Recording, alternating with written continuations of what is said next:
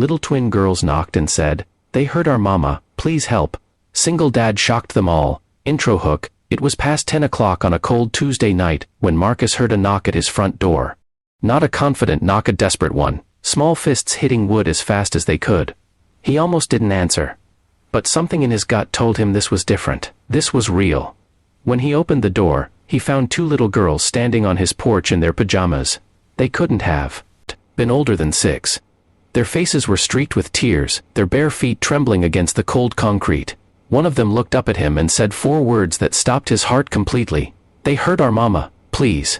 Subscribe invite. Before we go any further, if stories like this one move you, if you believe kindness can change everything, please subscribe to Heartfelt Moments, give this video a thumbs up, and drop a comment below telling us what kindness means to you.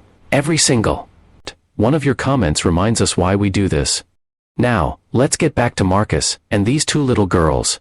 Main story begins. Marcus Hayes was a single father of one, a quiet, hard-working man who lived alone with his 12-year-old son, Damon, in a modest house on Clover Street in a small town in rural Tennessee.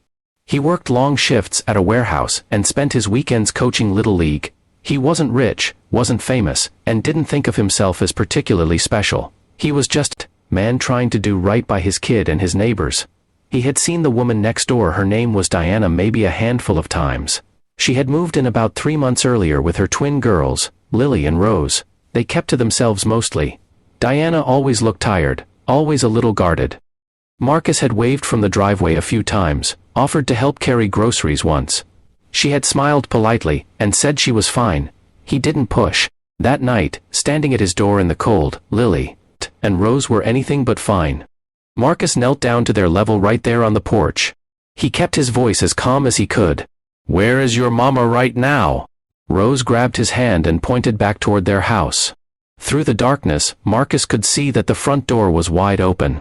A light was on inside, flickering like a television. Then he heard it shouting. A man's voice, rough and angry.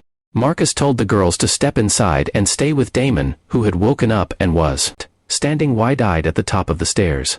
He told his son not to move, and to call 911.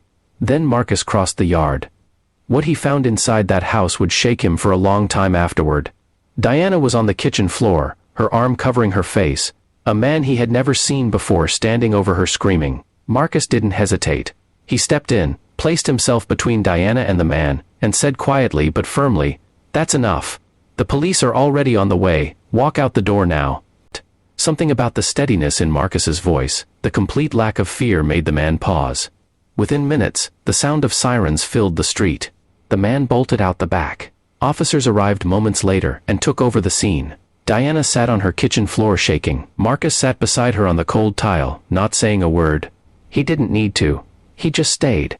When the paramedics cleared Diana bruised but not seriously hurt, she finally looked at Marcus with exhausted eyes, and asked, "Why did you come over?"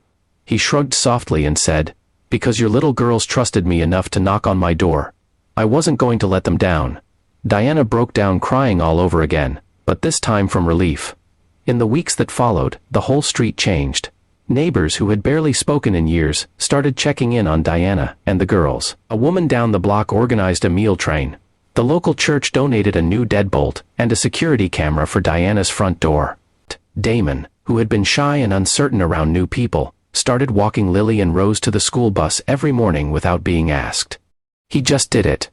He had learned something that night that no classroom could have taught him.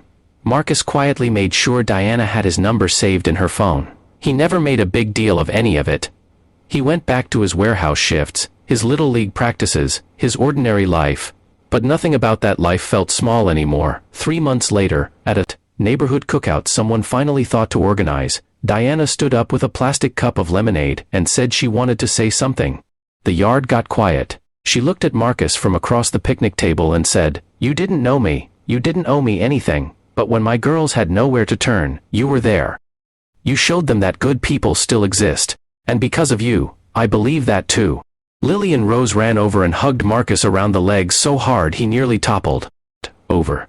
The whole yard laughed through teary eyes. Closing, Marcus didn't save the day because he was a hero. He saved it because he answered the door, because he listened, because he chose kindness in the middle of the night when it was cold and uncertain and easier to stay inside.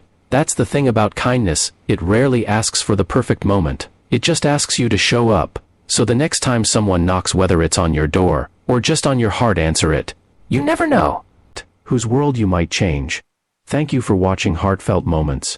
Don't forget to like, subscribe, and share this story with someone who needs to be reminded that kindness still lives in this world.